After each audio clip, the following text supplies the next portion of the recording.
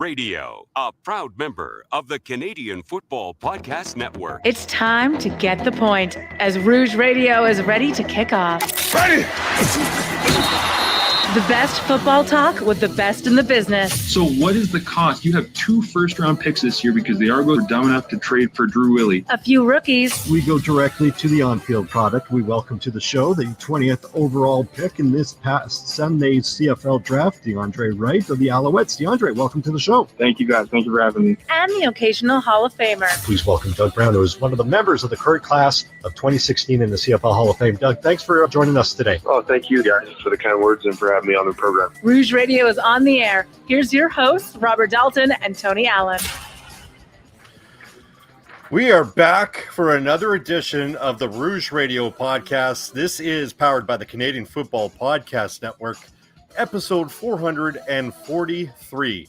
My name is Robert Dalton, and joining me, my good friend, Mr. Tony Allen.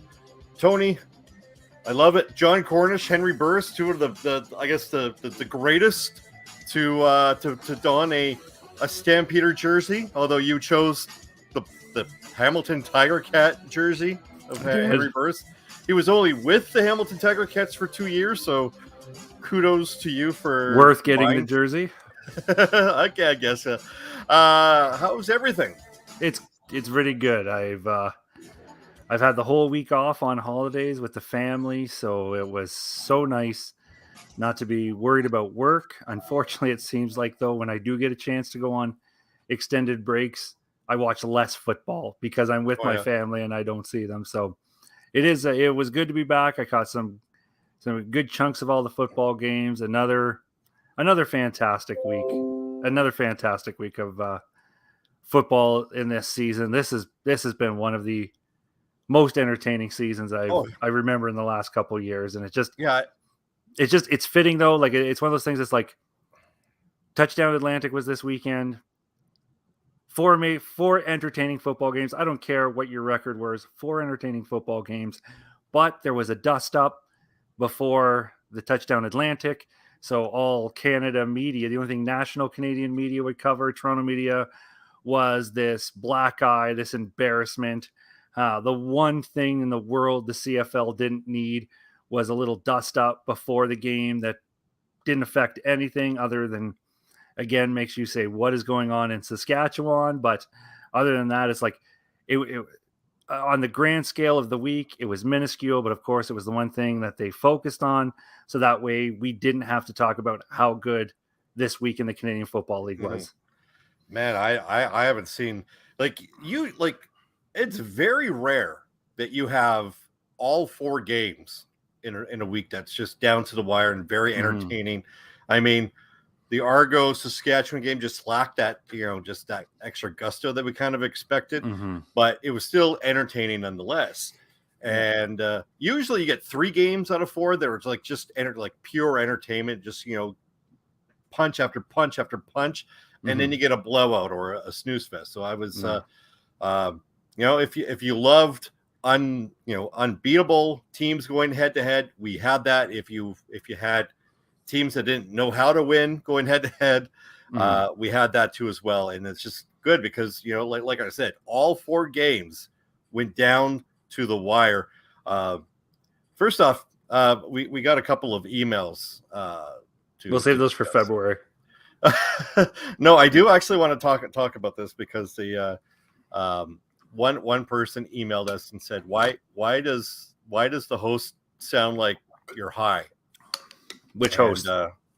Both of us apparently, and I went back and forth, and I asked him, "It's like what gives? Like okay, is this some kind of spirited I don't know insult?" And he says, "No, you sound like you're talking a mile a minute."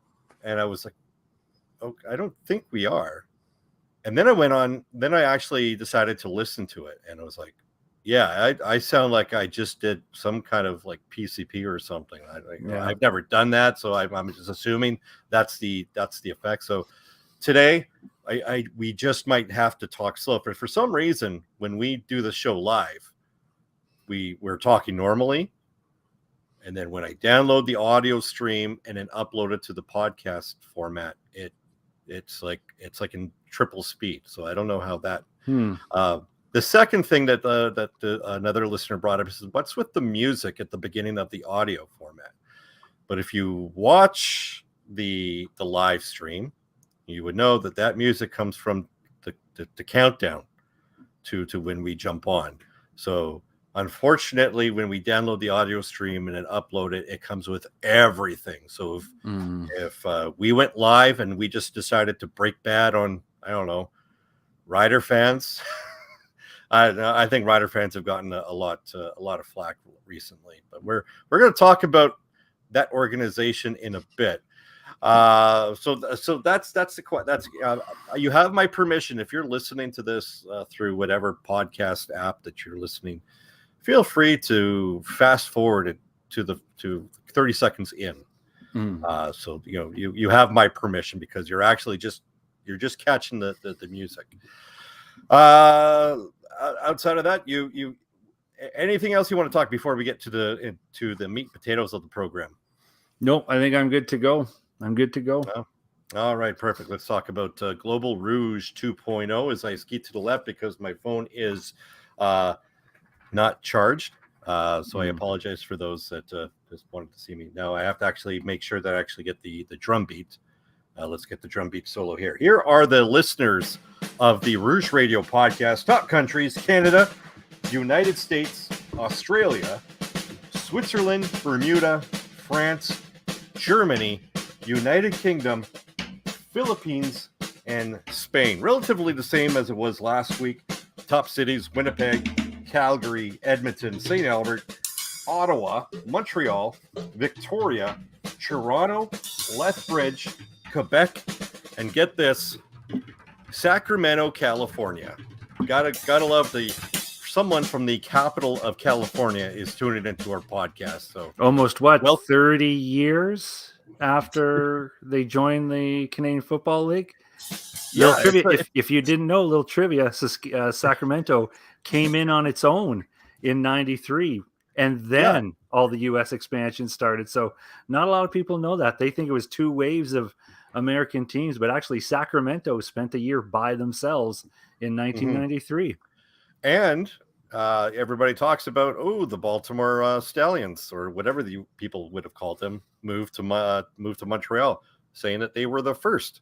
I believe the Sacramento Gold Miners were the first to actually relocate to San Antonio to become the San Antonio Texans. It's been a while.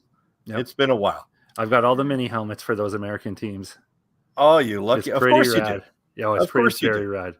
Actually, I think the CFL, 3 or 4 years, I want to say a couple years ago, but time goes so fast. It was probably 5 years ago when the CFL retweeted my picture of all my mini helmets and put a little thing on CFL.ca.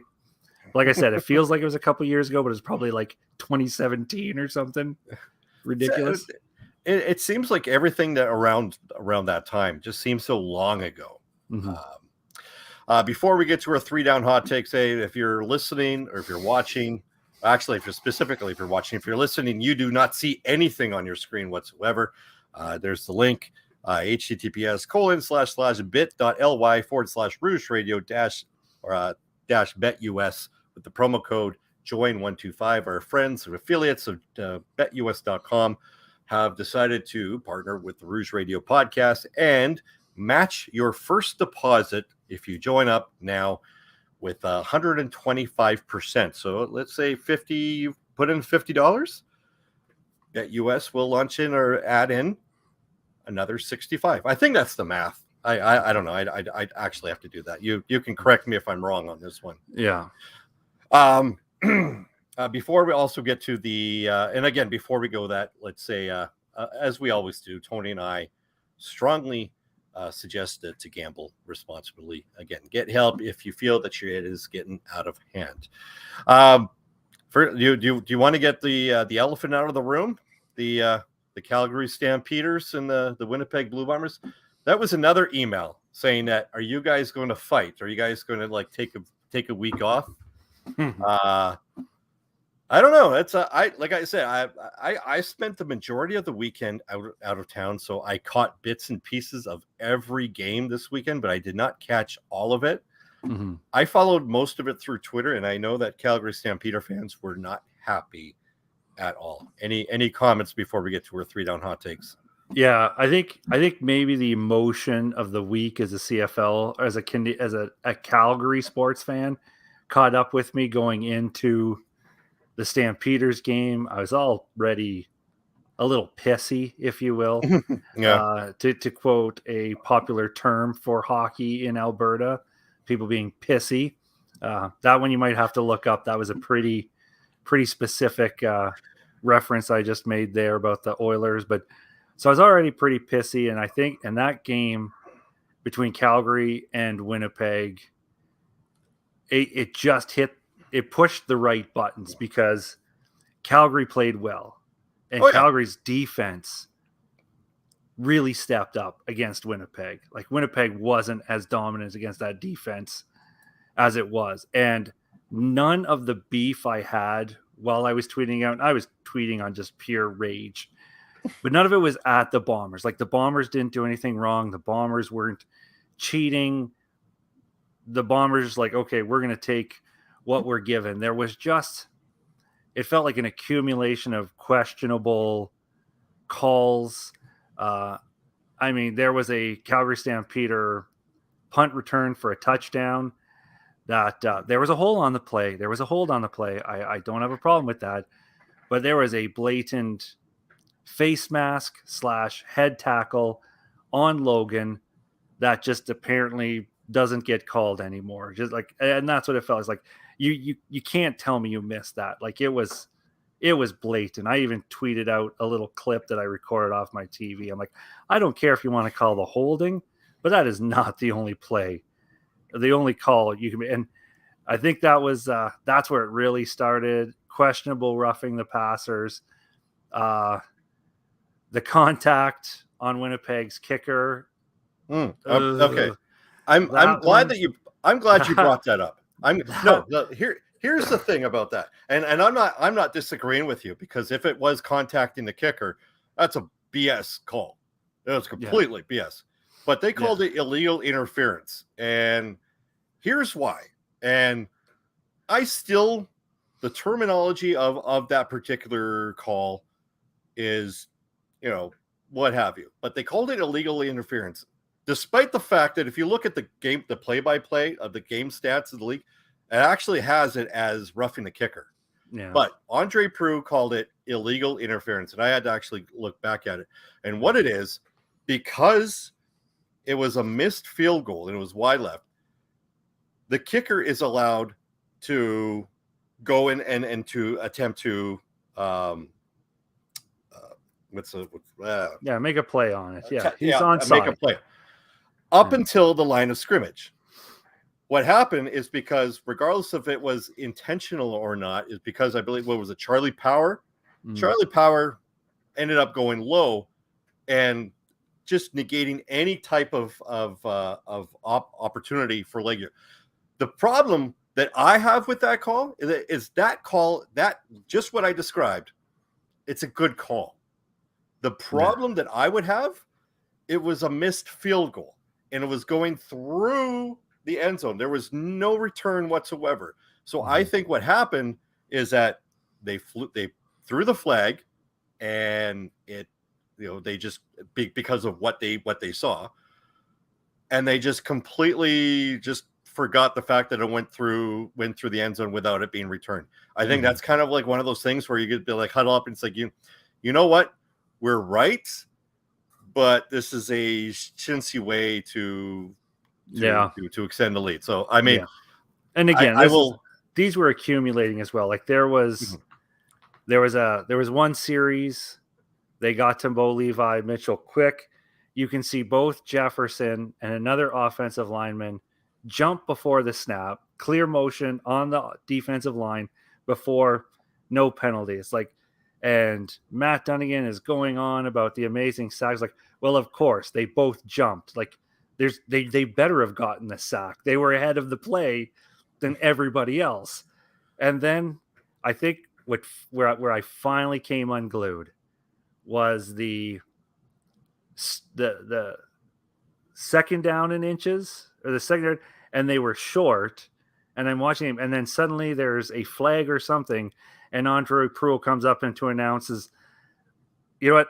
I was so full of rage, I can't even remember what the terminology, like what he said word for word, but it was basically just, you know what? We're going to give them the first down. No matter, it doesn't matter. We weren't sure where the ball was, so we're just going to give them a first down. And then they got the touchdown. And that's when I started flipping tables and, tossing headsets. I, flipped the Gatorade table. Like, I was just unglued at that point. And none of my tweets were based on any sense of rationale. Logic. It was pure rage after that point, when I don't think I've ever seen. I hear you. I've done that where the referee has just been like, we don't really know, so we're just gonna give him the first down. Like, well, what? That was the spotter. What? That was the command center that whistled down and said, you got the wrong spot. No, yeah. I'm doing this by specific. There's only a couple of plays that I was actually able to locate, and the contacting the illegal interference was one that I saw. Everything else that you described, I haven't actually seen yet, and I'm looking forward to actually watching it, because I've got some thoughts on that one. But it was a great football team. It was a great football game, apparently. People say this is homers, but people say, oh, Winnipeg didn't win, Calgary lost. I'm like, no, Calgary played really well. Like, Calgary made life hell on that Winnipeg offense. To me, that was an evenly played football game. Great ending for Winnipeg. That interception was absolutely mind-blowing. That was just karma. Yeah. Oh my God, that was just like, it was just phenomenal. And I forget the name of that receiver escapes me right now for Calgary, but he just had probably Jordan. Jordan. Yeah. Probably the worst game of his career to date. Like, he couldn't do anything right. And so that's why I said none of my rage is directed against the Winnipeg Blue Bombers. I just think Calgary, just the calls did not seem to be consistent. Maybe that's without whipping up a frenzy and getting into a full-on argument. To me, the officiating, the calling took away from what overall should have been an absolute amazing football game. And Winnipeg beat the Stampeders fair and square. That is not what I'm saying. I'm just saying we could have had probably the Stampeders could have won that football game. And Winnipeg wins. Absolutely. They were the better team on the day, but Calgary went punch for punch, blow for blow with Winnipeg. And I don't think Winnipeg walks away from that game saying, yeah, we proved that we are the class of the Canadian Football League and no one competes with us, because it's like Calgary clearly did, but Calgary in my eyes, had a few officiating obstacles and a few, well, obviously, if Jordan doesn't F up that catch in the end zone, Calgary walks away with the win. So, I mean, at least ties it. Yeah. At least a tie. So to me, it's like, and honestly, there was a questionable call too, like going on that third down, I think was wrong, but that's a 6 of one, half dozen to the other. People say if the play works, people say it was brilliance by Dave Dickinson. I wanted to tweet it out before it happened, because I just thought, what are you doing? It's the third quarter. Why in the F are you going on a third down gamble? Don't give me that territory bullshit. Don't give me that BS about, well, it was on the 1 yard line, and if we don't get it, well, at least we pin the Winnipeg Blue. Don't give me that garbage. It's the third effing quarter. Why are you just kick the goddamn field goal, and that touchdown would have been for the win, not the tie. At the end of the day, it was interception, so who cares? But at that time, I question. I wish I had more faith in Dave Dickinson's play calling at crucial points in the football game. Before we move on to our 3-down hot takes, I just want to. This should have been a hot take, apparently. Oh, okay. What Tony thinks of Dave Dickinson's coaching? No, I'm just joking. But I had the reason why is because you were talking when we were previewing the Bomber Stampeder game, or I don't even know if we were previewing it, but you were mentioning the Calgary Edmonton game from the week prior, and you were like, there were there was an instance where 2 Calgary Stampeder receivers were in the same vicinity, but none of them were covered. Then there was an instance in this past, I think that's the one they were talking about, where 2 receivers were in the same area. Both of them were covered, and they actually ran into each other. Yeah, so if one of them had just backed off, they would have got the touch. Both guys could have made that. Yeah. Both guys would have got the touchdown if one of them would have backed off or the other. Someone should have called mine. So as you're reading below, the 3 Down Hot Takes sponsored by our friends at SeatGiant.ca. Enter the promo code Rouge for discounts on sporting tickets to any kind of event in your area. Again, shop local, and you'll be helping your friendly neighborhood podcast, which is, of course, locally as well across Canada. That's, again, enter Rouge at SeatGiant.ca. We got to talk about the Rough Riders again, man. Last week we talked about the Garrett Moreno situation. They've had issues with penalties. Then there was some dust up behind in the pregame between Duke Williams and Shaq Richardson of the Toronto Argonauts, and Coach Ryan Dinwiddie of the Toronto Argonauts accused Duke Williams of spitting on Shaq Richardson. CFL said, there wasn't enough issues behind, so they allowed them both to play. Both of them actually came up huge. Duke Williams with the touchdown and Shaq Richardson with the game-sealing interception. So how's that for irony, if you're into that? So the question is, because of the PR nightmare, you have added this to this. Are the Rough Riders a toxic organization? We have to have this conversation, it feels like. Tony, your thoughts? I know, because let's admit it, I don't feel I'm speaking out of place here, but overall in the CFL fan world, yes, we love Saskatchewan Roughriders fans. We love you. But as a whole, the rest of the league struggles with tolerating the attitude sometimes. The self-confidence gets a bit much, and there seems like there is a lot of negativity being projected at Saskatchewan Roughriders fans, and fans are trying to defend their team. I think these are the 2 people who shouldn't be clashing in this. I think, unfortunately for Saskatchewan Roughriders fans, they find themselves trying to be loyal, trying to defend their team, which loyal fans think they do. Fans of the rest of the league are projecting onto Riders fans. Riders fans aren't doing anything. They're just trying to stand up for their team. But for this organization, you have to look on it, and they are nuclear right now between the Moreno thing, where you have everyone and their dog, including the majority of Rough Riders fans, asking this guy to be removed from the Canadian Football League. And it is the class that if you tolerate it, you encourage it. By keeping him on the team, Saskatchewan is sending an absolutely rancid message about Moreno. On top of it, you have Dave Dickinson trying to defend it and then deleting tweets as well. Craig Dickinson. Sorry. Yeah. I still got Dave on the brain. You got Craig trying to defend it. You have the helmet swinging incident on top of there. Now you've got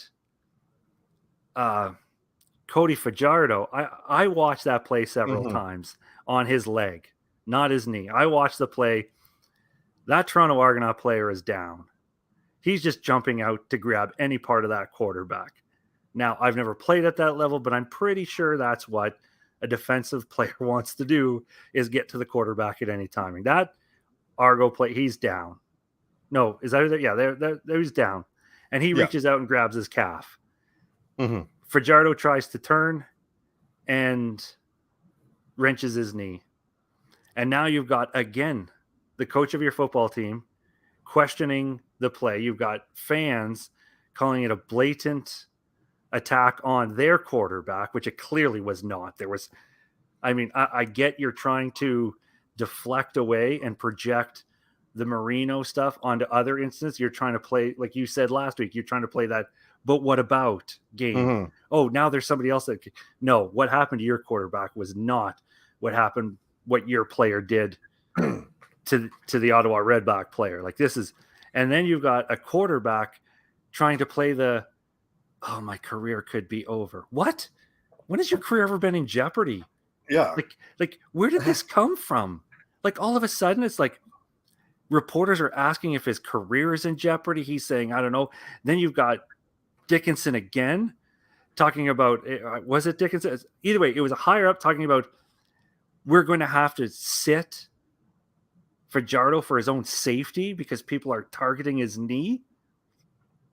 What? Like this didn't come from Fajardo. This is like somebody saying like, for his own good, we're gonna have to bench him because if the league's not gonna stop them from targeting it, is targeting Fajardo's knee is something that's in the CFL that I'm not aware of. Like this team it is nuclear right now. Like it's just, to say they are toxic is an understatement. They can't, from a PR perspective, from a management perspective, from an optics perception. I have no idea what the next week in the Canadian Football League is going to look like when it comes to this football club, because they are a loose cannon right now, it seems. Yeah. And you know, it's fun. It's crazy because they're a good team. They have a very good defensive line, obviously missing two key components. They've got probably one of the best linebacking corps when healthy. And they've got a young up-and-coming defensive secondary. And they've got a running game all of a sudden. Okay, so their passing game is kind of hit or miss. But you could actually be successful in this league if all of those positives are running well. Your passing game could be somewhat moderately successful, and you could still find success. To me, it's kind of like, it's like that bicycle meme. You know, the bicycle meme where, you know, the guy's riding, he's putting something in his spokes and he falls down and then he blames someone else. This is what this seems like. The riders are doing this to themselves between the PR nightmare, you know, the Garrett Marino not doing enough with that. You've got the spitting, helmet swinging incident, and you've got a lack of accountability within that organization. And then all of that adds into Cody Fajardo, who a lot of people I would hate. I love the guy. I love Cody. But a lot of people have called him not the most toughest mentally. And I think, you know, you have all this, and it almost like he's cracking under pressure saying, woe is me. You're like, help me. It's like, listen, nothing's happened to you. Yeah. Listen, the CFLPA and the CFL and the officials should protect you when something bad happens. Yeah. And that's all I have to say about that right now. It's just it's just kind of like, I don't know, mind-boggling right now. Saskatchewan from every angle. It's like that. The first instance was the Marino one. So it's like, so the message from Saskatchewan initially is like, those actions don't represent the rest of the team. If I was going to tweet this, it would be like, the top line would be like, doesn't reflect the team. And then under that, you put the rest of the team and then have the videos of everything Saskatchewan's done since then in a compilation to show what the rest of the team is doing. And you're the aggressor in almost every situation. And then when something happens, you go straight to the victim card. It's like, but you're the aggressor in virtually all of these scenarios. And you're trying to play the us against the world card. You're trying to play the victim card. And you're, I don't project. None of this is on the fans. Leave Rider fans alone. Yes, you're going to get those dumbasses who are going to tell you to go watch figure skating if you can't take rough football or whatever. And every fan base has them, and they are not the basis of the. Don't put this on the Riders fans. And I know that even though I'm trying to stand beside them, a lot of them are going to take this as an attack regardless. Leave the fans alone, but the Riders organization deserves every amount of scrutiny they're under right now. Yeah, Exactly. And it's like I said last week, it's at 100% of the people that are encouraging this, that are disregarding any aspect of this, of the negativity, those are Rider fans. Mm-hmm. But 99.997 of Rider fans are as equally embarrassed as any non-Rider fans. Like the amount of, and it's unfortunate because some of them are very knowledgeable football fans, and they'll just log off Twitter just because just because they're a Rider fan. They just know that they're going to get some kind of scrutiny. So if you're a Rider fan and you're listening to this podcast, we stand with you, just not with the organization. I get if you want to lash out, that's fine. It's like when you get attacked, your instinct is to just attack back, right? Kind of like if someone cuts you off and you give them the finger and then they give you the finger back, and you're like, why are you giving me the finger? Like, you screwed up. But so I understand that the natural instinct is to defend and defend yourself. But so if Rider fans do want to get mad at me, I apologize. Go ahead. But your organization is absolutely toxic right now. Exactly. Moving on, let's get to the second down hot take. And we just talked about it. Touchdown Atlantic, Saskatchewan Roughriders, Toronto Argonauts. Very good game. Went down to the wire. Although, let's talk about, this needs to be I don't think there was enough hype going into it. Absolutely. But I think most of it had to do with the fact that the Saskatchewan Roughriders were just on the tailspin of their PR nightmare.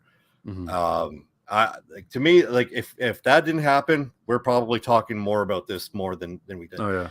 Then the attendance at there. I don't know how big Acadia University is, or where, if that's where they were, but just over 10,000 people. So the question is, we've got no hype going into, or at least lack thereof, and not a lot of people showing up. Is Touchdown Atlantic still worth it, in your opinion? Well, it was for Taylor Lautner, because 180 of the people there were on his dime, and his tickets. That's what they kept talking about, is how many supporters were there, and I think the count was 180. That seems I'm not sure if I believe that, but by the way, did you call him Taylor Lautner? Oh wait, yeah, I did. The guy from Twilight movies. I have no idea why that would be the first thing that popped into my head. Oh, man. Either way, the football game itself, I don't know what good attendance was. The place looked packed. I don't know if there was 10,000. The place was packed, and my gosh, if you could build a 25,000 seat stadium right where that was, the view is gorgeous. Oh my gosh, I want a picture of that on my wall.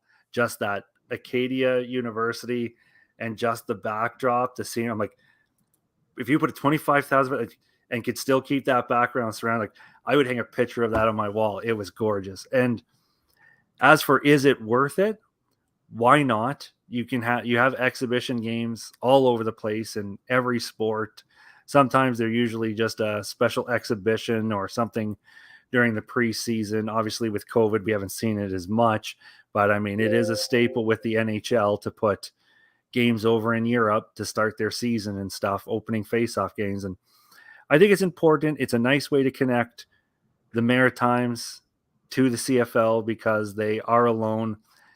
And again, I usually don't criticize the Canadian Football League as much as I should, but there's no shortage of people criticizing the Canadian Football League on the national level or in the Ontario region of sports coverage. So I don't need to pile on. The criticism is there. But if I need to, my criticism is it's time to piss or get off the pot, CFL. Get a team in there or don't. Don't keep dragging us along. Don't tell us these are build-ups to a 10th team. Don't keep talking about the possibility of the 10th team. Either get a 10th team in there or just say it's exhibition. Just call it, be honest and call it straight what it is. Stop dangling that carrot in front of our faces. It's time to put a team there. I don't know, let the league own it. Do something. Get a stadium built and do it, or don't build the stadium and just tell us that these are only ever going to be exhibition football games. Yeah, I think I love the idea if you're doing this once a year, but there's got to be some kind of incentive right now, right? Like there's got to be some semblance of an opportunity. Like you want this to, like, the idea behind this is that, hey, we're going to gauge interest, right? And so we're going to fill this up, but it seems like we probably should be at least having some kind of season ticket kind of thing that they do for new organizations. I don't get that. I don't see it happening anytime soon. The league is really not in a financial. I mean, they need the expansion fees and whatnot. I just don't see like you mentioned, the league. Maybe the league should own it, right? I mean, maybe they should. I don't know. I don't like it. I get the weekly or the yearly thing. I don't think it's worth it right now at this point, because maybe when the CFL recoups its finances, maybe if there's an ownership availability that's willing to do away with the cost and whatnot at this time, I'd be surprised if the CFL goes ahead with another touchdown Atlantic for at least for another 5 years, because it's not worth it at this time. You know what? And if you just want to make it a marquee game every 2 years, like, make it a Heritage Classic. Then make it the Heritage Classic. Pick a neutral, like, it's our neutral site Heritage Classic / Winter Classic / Stadium Series that the NHL does. So anyone's going to say that looks stupid, blah, blah, blah, a team loses a home game, because of course they'll only criticize it, despite the fact that the NHL has 7 Atlantic touchdowns every year, but they call it the Stadium Series or the Heritage Classic or the Outdoor Classic or something.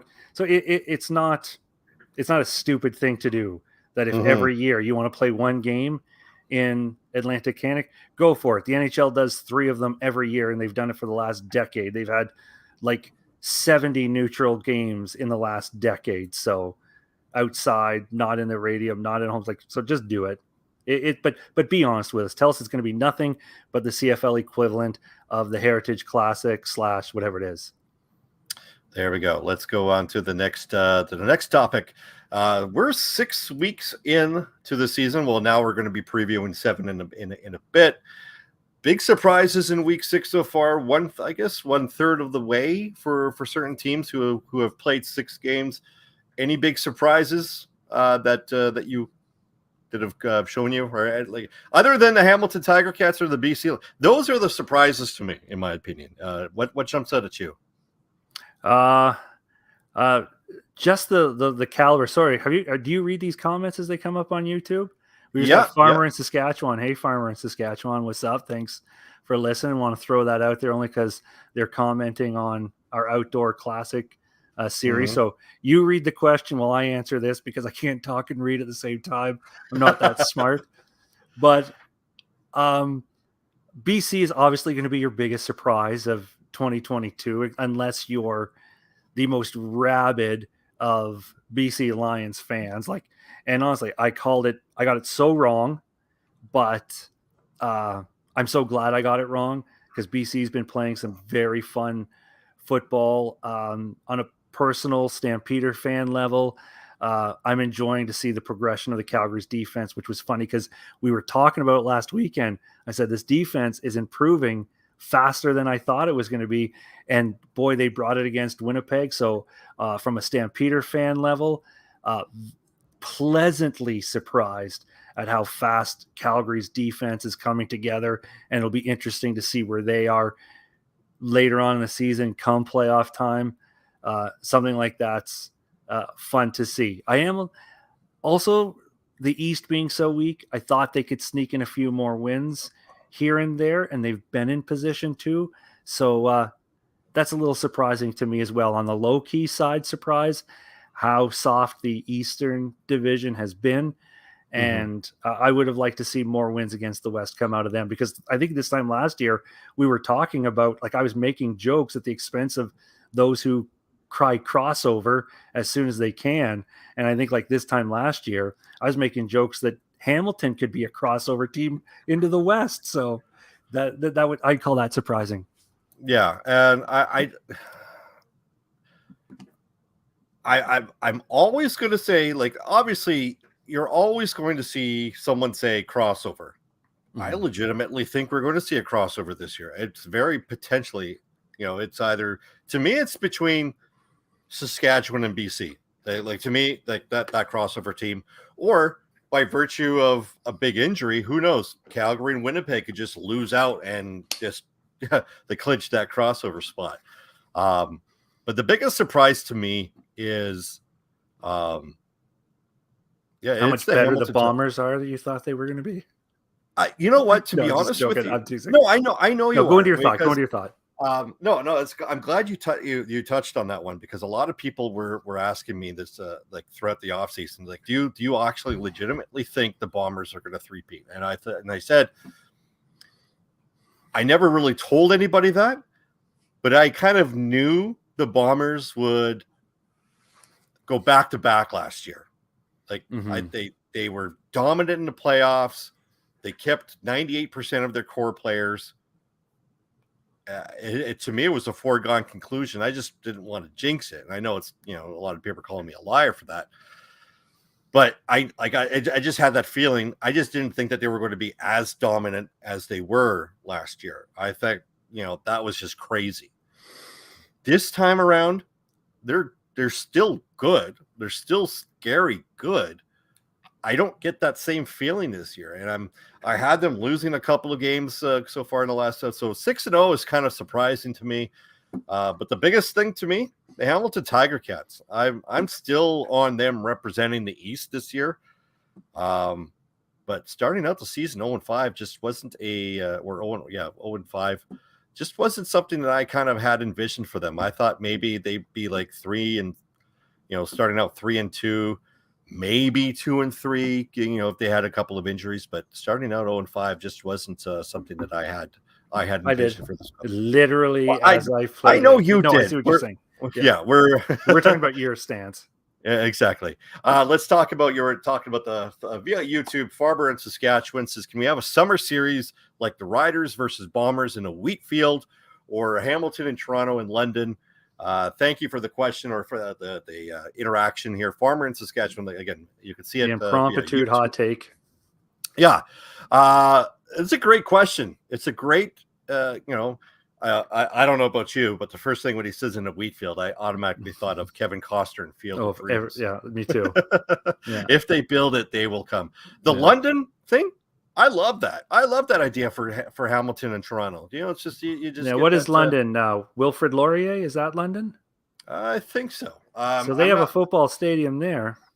Yeah, my Ontario stadium knowledge is not up to speed with professional. Yeah. So. And what I like about this question, I apologize here. What I like about this question is it, to me, relates directly to what we were talking about with the Touchdown Atlantic. If we're not going to commit to Atlantic Canada, let's shift in this direction. Let's just start moving neutral site games around Canada then. Let's see what happens. Let's have a football game in Red Deer. Like, hell, we have the Methanex Bowl here in Medicine Hat. It's not a massive stadium, but we got 60,000 people here, probably 75 in surrounding areas with Brooks. People come up from Lethbridge. There's another 100 and some thousand in Lethbridge that you can go down there for, and Medicine Hatters will head down there. Like it, I like this, how it relates. If it's the direction you're going, give up on strictly Atlantic Canada, start moving around Atlantic Canada, start putting have a game in Quebec City. I've been off of that soapbox for a few years now, but I don't know if you remember in the earlier seasons of Swagger and Stagger and the couple years of Rouge Radio, that was my biggest soapbox. Give up on Atlantic Canada and put a GD team in Quebec City and let Montreal and Quebec City be the next great Labor Day Classic. I love this question. Thank you. And also for this is that it helps marketing the league, right? Yeah. Like, I don't know what what fan base cheers in London for Hamilton or Toronto. I mean, Hamilton is closer by proximity, but you might see some Argonaut fans in London. They just don't make that trek once every 2 weeks or whatever. Or they might just they might be Tiger Cat fans who do travel. You don't know that. This is your market. If London has a stadium, you could do this. This is an excellent idea. I agree with you. This is. You think a neutral game in Saskatoon is going to fail? You think that game's going to fail if you move it to Saskatoon? No, not at all. No, not at all. This is like I said. I mean, I know the Wheatfield was kind of tongue in cheek, but if you put it in. You could put it in freaking Swift Current. I don't know if Swift Current has a big enough stadium, but Saskatoon, where like this, the riders actually go to Saskatoon for training camp, so there is familiarity there. It will succeed. Grow your market. It doesn't. Winnipeg has Brandon, Calgary, Medicine Hat, Edmonton has. I don't know what Edmonton has. BC has all the Lower Mainland, right? I mean, Quebec. Or Montreal has Quebec City, possibly. Yeah. Ottawa. I don't know what Ottawa has. Oshawa? I don't know. Well, you got Hull. You got Hull, Quebec right there, too. Do. And maybe you can go across there. But, I mean, North Bay, Thunder Bay. Pembroke, Maybe not so much, but there you go. Maybe Farmer in Saskatchewan gave us the title for today's episode. Build it, and they will come. Or at least we host it, and they will come. Oh, he chimes in. So this is live interaction here. Even move it to a high school stadium in Moosomin on the Manitoba-Saskatchewan border. Build everything out of the main cities. I love it. They don't know. It's like, it's a great idea. So keep them coming. If you're interacting, if you're watching this live on YouTube or through Twitter, keep it up. Keep up the conversation. Thank you very much, Farmer in Saskatchewan. But we do have a show to continue. Let's get. Hey, first off, let's get to this week's magnificent bat. Do you have one? No, I forgot to put one again. Busy weekend, but whoever made the interception at the end of the Bombers game, I'll let you, if you want to give it to him, because again, that was it. It was again one of those things of being in the perfect place at the perfect time, and then absolutely committing to the play to pull it off. I forget who it was. Houston. Yeah, it was just as painful as it was.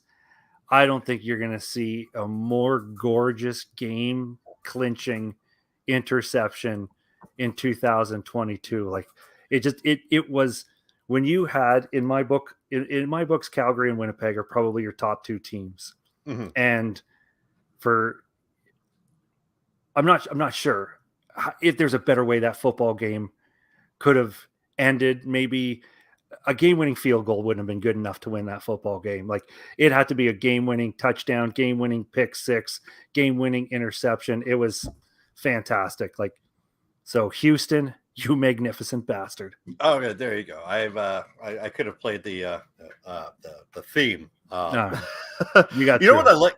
You know what I loved about that one is I mentioned karma earlier, and Mario Houston, if you're not aware, was the guy against Toronto that had that interception and was literally stolen by Brandon Banks that 4th of July game a couple of weeks ago. So it is. And what I also love about that play, obviously because the Bombers sealed it with that one, Dietrich Nichols, another DB who is in the area, ran as soon as Kamar Jordan actually caught the ball. He saw the ball coming out and he's like, yeah, he didn't catch it. And it was kind of like his brain was moving slowly. It was like trying to figure out, unpack what had just happened. Okay, it bounced off the turf. He's trying to figure out what's going on. And Mario Houston is just sitting right behind him. And he's like, dude, I got to get this right. This is like just karma for me. It is kind of like the good karma for if you like those kind of feel good stories. Let's get to the week 7 preview. Okay. Farmer in Saskatchewan, he loves interacting with us. So he actually it says Houston from Winnipeg been a great week all around for games. So again, we appreciate you, Farmer in Saskatchewan, for tuning in via YouTube. Let's start some games. I believe it's a Thursday night game, Montreal Alouettes, and I got the spelling right for this week. For the abbreviations. Good. Yeah. The Alouettes going into Ottawa to play the Ottawa Redblacks. First off, Alouettes, just how do you lose that game last week against the Elks? Like, you had it was like it was 31 to whatever. You fumble just before halftime, and you just couldn't get any offensive momentum. But we're not going to be talking about this game. We're going to be talking about this game. Tony, where do you see this one going? I see it going to a closer game only because Ottawa really surprised me against the Tiger Cats. I'm not going to lie. They surprised me making that one close. And again, I don't have a lot of confidence in the Tiger Cats in 2022 as it is, which I've stated and patted myself on the back on several occasions. I should probably just flat out admit that I'm enjoying my prediction on the Tiger Cats. But there is those people that think the Tiger Cats are still the best in the East. They think they're better than their record, yada, yada, yada. And I don't think Montreal is better than the Hamilton Tiger Cats. I mean, they could be better, but they have just had a jinxed season. Like, I've never seen a team that seems to be so jinxed than the Montreal Alouettes are this season. If they could turn those losses into wins, they'd be enjoying the top of the East right now. But so Ottawa is rebounding better than I thought. I see your question, but I'll save it for the just our fan interaction. I'll save it for when we cover the Bombers. But I think this one might actually be close. I think we might have another bad records, good football game. And I don't know if there's some sort of falsehood that bad teams have to play bad football games, but good football is good football, no matter what your record is. And I think this one, I don't think it's going to be an instant classic. They won't be replaying this on ESPN Classic Canada, but I see it close enough to be a 27-21 win for the Montreal Alouettes. Yeah, it's funny because the Alouettes, Danny Machocha fired Kari Jones because of discipline issues. Then they had 193 yards and penalties. Like, that is almost two widths of the field for touchdowns. Like, you are literally giving up field position with that amount of penalties. And if you're going to keep on doing that, I don't know. We got Ottawa. Caleb Evans wasn't terrible, but now we've got Nick Arbuckle, possibly another week of practice. It's still early here to figure out as to whether or not Nick Arbuckle is, will he start? It's Sunday night when we're recording this. We're live and whatnot. So that might actually be announced further on in the week. I actually like Ottawa's chances in this one. Eventually, they're going to have to. I mean, they're at home. I've said this before. Sometimes you just get that added bonus of actually being the home squad. This is going to be closer than it should be because somehow I have a feeling Montreal is just going to lose it. Just give this game away. But it's going to be a way where Montreal's winning, where they've clawed all the way back to the final 2 minutes. Ottawa takes, and then Ottawa recovers a fumble and then a last-second field goal, I feel. But I feel this is going to be more Montreal losing than Ottawa winning. Ottawa still needs to find their way post Jeremiah Mazzoli. And I think they might actually have that. Maybe if they go a 1A, 1B kind of thing with quarterbacking with Caleb Evans and Nick Arbuckle. And again, we don't know who's going to be starting this one, but I do have a feeling Ottawa is going to come out away with a victor. I'm going to go with a similar score. I'm going to say 23-19, which goes far away with that 4-point difference, goes away from my last-minute field goal prediction. But I have a feeling that Ottawa is going to win this one 23-19.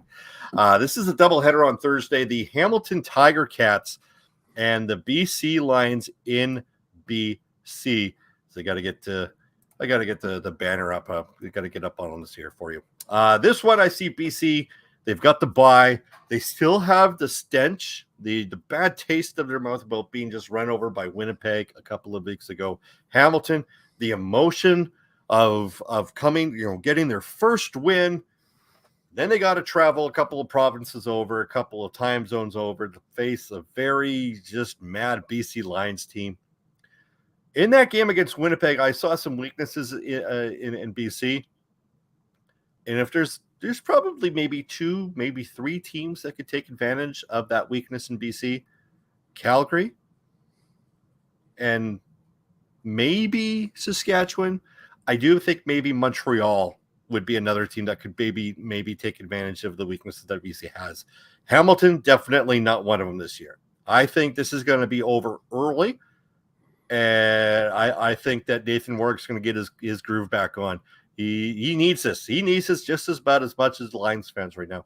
I think BC runs away with this one. I'm going to say 39-14. Tony. Yeah, our headspace is definitely in the same place with this. Hamilton isn't a good football club. I mean, you got your first win against Ottawa. Don't brag about that. And you didn't do it. And you didn't do it convincingly. And really, and no one pisses away football games like the Alouettes. If there's a second place, it's the Hamilton Tiger Cats. This is, you got your win. You got your, okay, everything's going to be fine now. We're back on track. Nothing about that game against Ottawa convinced me Hamilton has anything back on track. And this is, even if Hamilton's thinking relaxed, okay, we've got this, we can win again, BC is going to be one gross wake-up call for the Hamilton Tiger Cats again that, last week didn't show anything that you've improved through 6 weeks. I have BC at 30-13. Wow. That's all right. So we're so far, I mean, you chose Montreal, I have Ottawa, but we both have the BC Lions in convincing fashion. So that's good. And I think BC's deserve that respect with the football they've been playing. They deserve my respect to say they're going to come out, and Hamilton is a team they'll just beat up on. Yeah, Hamilton is a team that they should beat up on. Yeah. Not only beat up. Friday night football. The Edmonton Elks host the Winnipeg Blue Bombers. Fresh off, some would say a lucky win.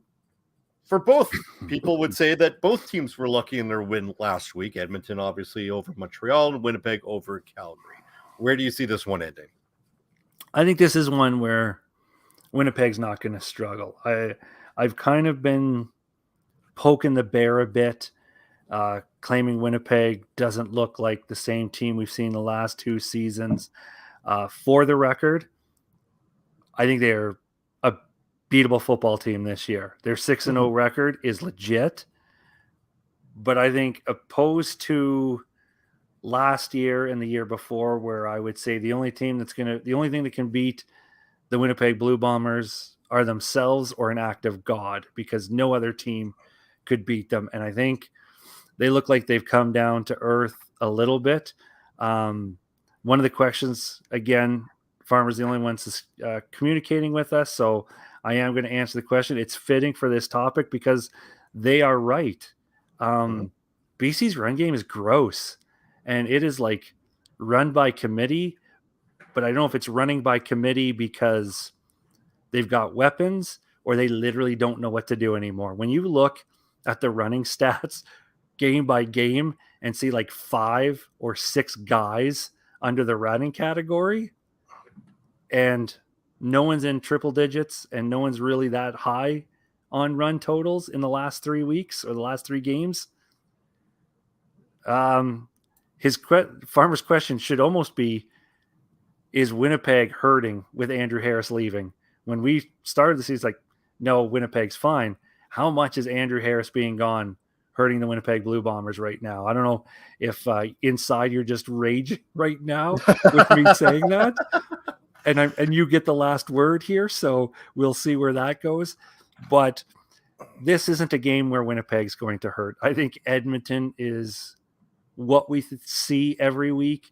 I don't think Edmonton is any threat to the Winnipeg Blue Bombers right now. And this is one of those games where I go with the same mentality I've had the first years. Only Winnipeg can beat themselves in this football game, not the Elks. I have them pretty comfortably winning 34-10. Okay, I have this a little bit closer than what it should be, but to me, it's just kind of like they really and I'll answer the question: is there any concern in the Bombers' running game yet? I don't know if there's a concern. I'd be more of a concern as to who they're giving the first the number one snaps to. There was many who said that why would you give a 35-year-old, running back in Andrew Harris, keep him and risk losing two young, and I'll 10 out of 10 times, regardless of results, I'll still say they made the right decision over keeping Augustine and Oliveira over Andrew Harris. You can't risk losing two young guys who are good over Andrew Harris. It just was not a good decision to choose a 35-year-old over any of them. Now, did they make the right decision giving the number one snap so far this year to Brady Oliveira? I still think that Johnny Augustine's the better running back. Oliveira probably is better out of the backfield in regards to being a receiver. But what the Bombers do well, if that running up the middle is not working well, they do have jet sweeps. Rasheed Bailey, Greg McCray is now coming in. All this while Nick Dembski is still on the IR. So to me, I like the aspect of Winnipeg being able to emphasize this run game all directions against Edmonton, who has shown, they're a high and low kind of team. Sometimes they can stop the run, sometimes they can't, but they definitely are not a strong defensive team. And regardless, I love Kyle Loxley, I love Kenny Lawler. I just don't think Edmonton's offensive line and Taylor Cornelius is going to be able to withstand the front seven that Winnipeg has. I'm not going to pick that kind of score that you had. I'm going to say 29-20. Close enough to maybe respect, but still wide enough to say that Winnipeg still had their way with them. But I digress on that one. So thanks for the question in regards to running game. Let's move on to the next game. Last game of the week. The second half of the back-to-back is the Toronto Argonauts going into Saskatchewan to play the Saskatchewan Roughriders. I will say this one. It is so easy to say, well, this team is angry. They're just ornery. They're just chomping at the bit to get revenge from what happened the week prior. This time, Saskatchewan has their weakness. Saskatchewan has, the only thing I can really say right now is what Saskatchewan has is that they've got the eyes and the ears of the officials. Are they going to be paying attention to any kind of contact on Cody Fajardo? I think they're still they're crying the woe is me kind of thing in Saskatchewan, but obviously there is an end game for them to say, listen, this is happening to me. Pay much attention. This is our way of saying, just watch. I think if there's penalties, if there's any kind of that, obviously if there is contact or roughing the passer and it is warranted, obviously you're going to call it. But if there is anything like we saw last week, they're actually going to be penalized. Saskatchewan wins this one. But I'm going to go down and say that doesn't happen. I think Toronto is in their head at this time. I think right now it's just all mentally. I think Saskatchewan is they've got to find a way to get in there. And what I said last week, for whatever reason, they went away from the running game because for Toronto talked them out of running and into passing. And that's where Cody Fajardo just wasn't able to get it done. I think we're going to see something similar this week. Toronto wins this one. I'm going to say 22-20, Tony. Yeah, I think it was our first hot take. The Riders are toxic right now. I don't know if they're collectively as a team toxic, if the majority are toxic and that locker room is about to divide.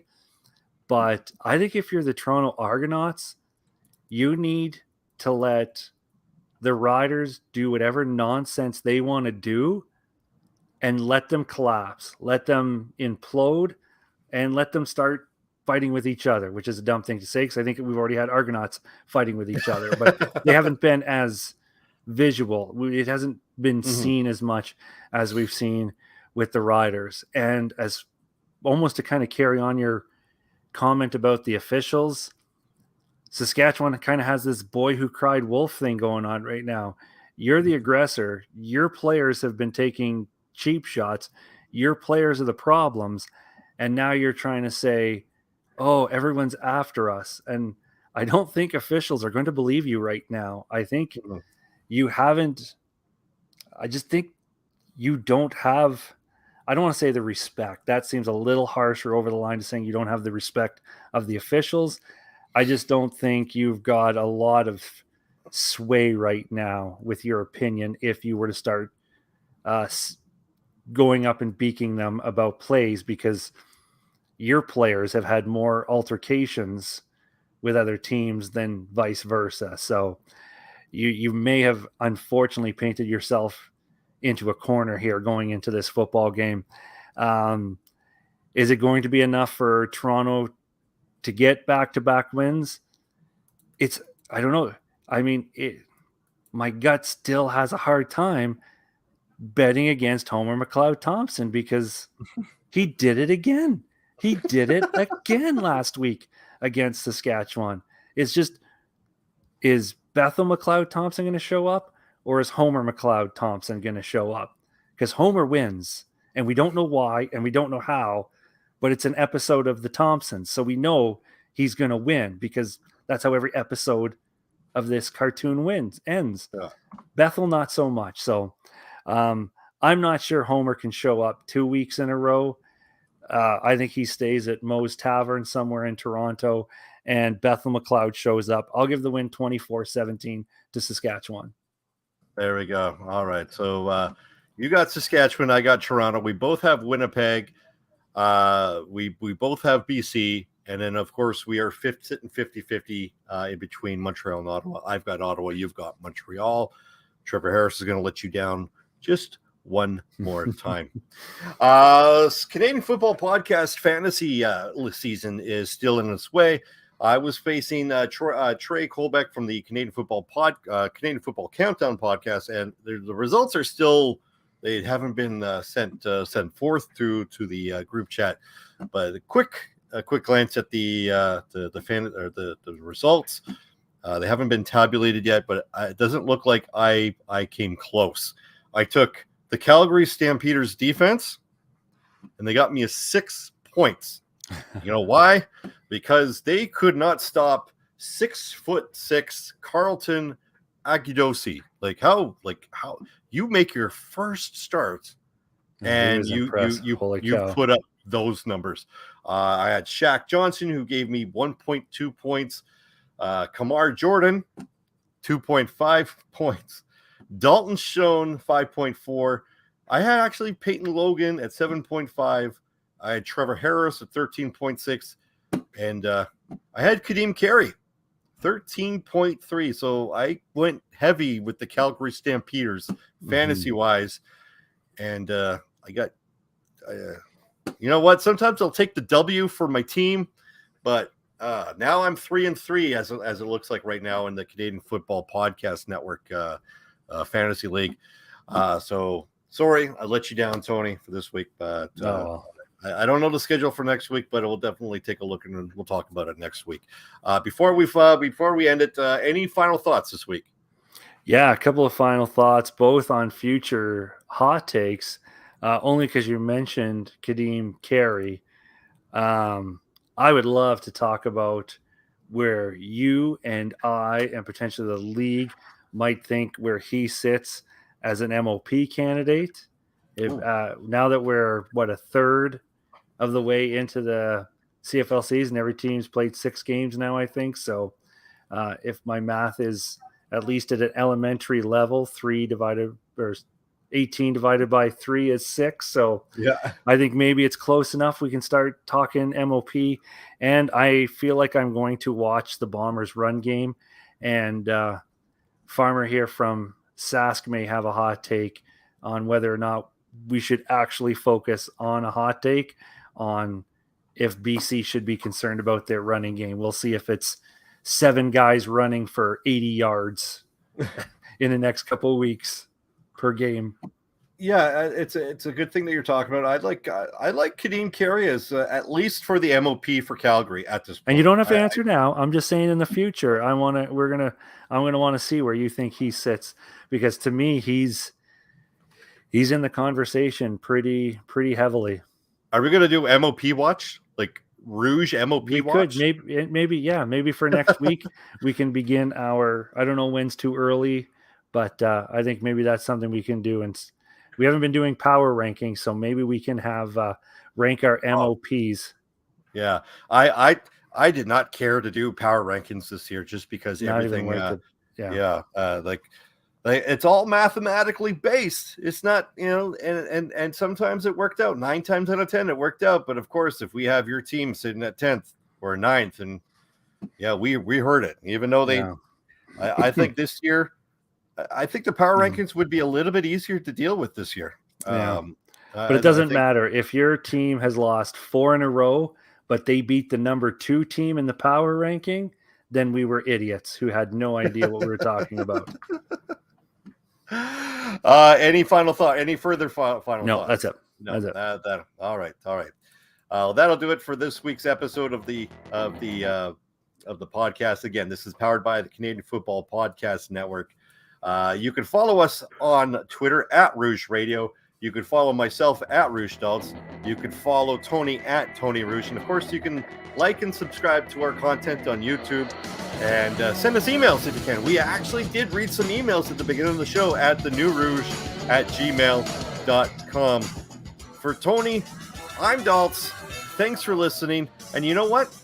We're 7 weeks away from episode 450. If you have an idea of who you want us to interview for that time, send them our way. Thanks for listening. We'll see you and talk to you next week. Thanks for listening. Find more great shows like this at CF Pod Network on Twitter.